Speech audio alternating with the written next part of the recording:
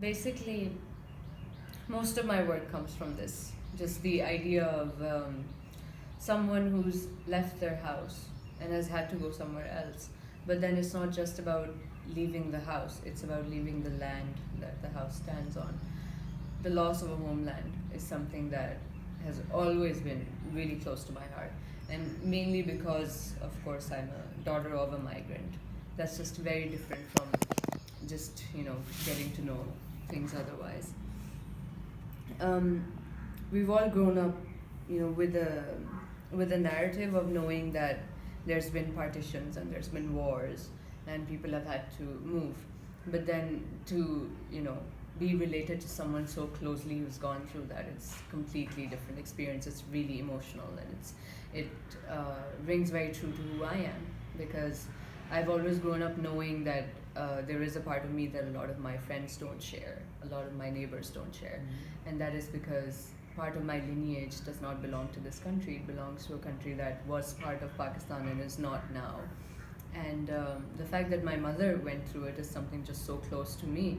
It seems like it affects me directly. The fact that she has had to, be somewhere else, and that she left her homeland to come to a place that she's never been before, and then to be called Pakistani after that, because where she belongs from doesn't exist. East Pakistan doesn't exist now. It's called Bangladesh, and these are the people that you usually call who are in no man's land, because they don't belong to either. And when she did actually migrate, I think that is what she would have been, in no man's land, because Pakistan didn't own her and Bangladesh didn't own her. She was just in the middle trying to find a place to belong. And that's kind of always been the subject of my work, and specifically my print. The print I did for Hinterland was sort of twice-fold, because it was also to commemorate her memory. The fact that it was going to be part of this group of people who are going to see it, who have never heard about the story, who don't know who she is, but can relate to an image. And it's also really close to my heart because it's one of the last photographs I did, the last time I photographed her. It's twice-fold because now that I've lost her, it's just so much more important to me that I make her image over and over to remember her the way she is. And it's sort of double-fold because she spent all her life trying to revive memories of her lost homeland, and she's like a homeland to me, so now I spend time trying to revive memories of her. So it works both ways. That's right. But I mean, it's also in one of your older paintings or prints, you said that you were caressing her and at the same time doing the skin. So you already started working on her memories before she passed. Yes. This is also because I think it had a lot to do with the fact that she was ill. But it's just a practice that, children usually have with their parents. We like tying their hair, we like, cleaning them up, we like massaging them, things like that. And I always used to play with her veins, a lot of them, because it's also sort of soothed her, and it was something she used to do to me when I was a child. She used to just, stroke my arm to get me to fall asleep.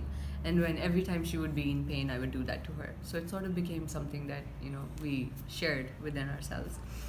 When I was making this is what I was thinking about, basically.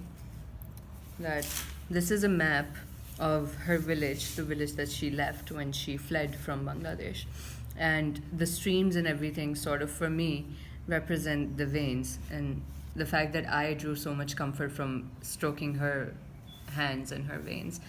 This is sort of the same idea. Just to stroke this, you sort of are reminded of the place that you've left, and you can just close your eyes and go through it, and you know where your hand is going, where it leads, where it starts from. It's a act of gaining familiarity with something that you already know, with something that's comfortable. It gives you some sort of a stability, things like that. And then it has all the memories that you could trace your hand over and sort of be transported in a place where you hadn't lost your house, you hadn't lost your identity, and to a place where you could go back to when, this world or everything gets really, really hard. So all of it has those memories in it, and it's all in white because at the end of the day, it's still memories. You cannot go back to it. You cannot change it. And I think after working with this motif for a really really long time, this has sort of become the center of my work, having to work with bamboo shoots and with just lotus flowers and things that I remember my mother recalling, things that gave her comfort. And now in return, they give me comfort as well. So that's kind of why it's just become a source of comfort to me as well. That work that I created for the hinterland also holds that. In just making her image, it's sort of a way of remembering her.